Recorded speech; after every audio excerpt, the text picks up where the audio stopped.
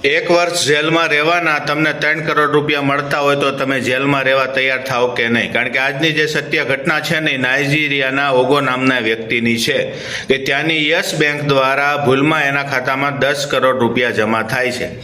આ ભાઈ પણ દોડાયા, તરત જ 10 કરોડ રૂપિયા એ છે ને એ પોતાની પત્ની અને માતાના ખાતામાં ટ્રાન્સફર કરી દે છે।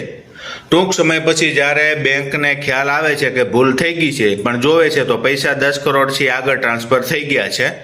એટલે ઓગોની ધરપકડ કરવામાં આવે છે અને 2 ઓપ્શન આપવામાં આવે છે, કાં તો બધા પૈસા જમા કરાવી દો અથવા જેલમાં જવા માટે તૈયાર રહો। કોર્ટમાં કેસ ચાલે છે અને 1 વર્ષ જેલમાં રહેવાનો ઓપ્શન આપવામાં આવે છે। જો તમે પૈસા પાછા નહીં આપો તો 1 વર્ષ જેલમાં રહેવું પડશે। ઓગો આમ પણ કંટાળેલો હતો કે પૈસા મળતા હોય તો જેલમાં રહેવામાં શું વાંધો, પણ એમ કરતાં કરતાં 7 કરોડ રૂપિયા હજી બેંકના ખાતામાં હોય છે પત્નીના ને એના માતાના, તો એ બેંક પાછા ખેંચી લે છે અને 3 કરોડ રૂપિયા આ લોકોએ ઉપાડી લીધા હોય છે। તો ફરીવાર ઓપ્શન આવ્યો કે 3 કરોડ રૂપિયા જમા કરાવો અથવા 1 વર્ષ જેલમાં રહેવો। ત્યારે ઓગો નામની વ્યક્તિ 1 વર્ષ જેલમાં રહેવાનું પસંદ કરે છે કે 3 કરોડ રૂપિયા મળતા હોય તો જેલમાં રહેવું શું ખોટું।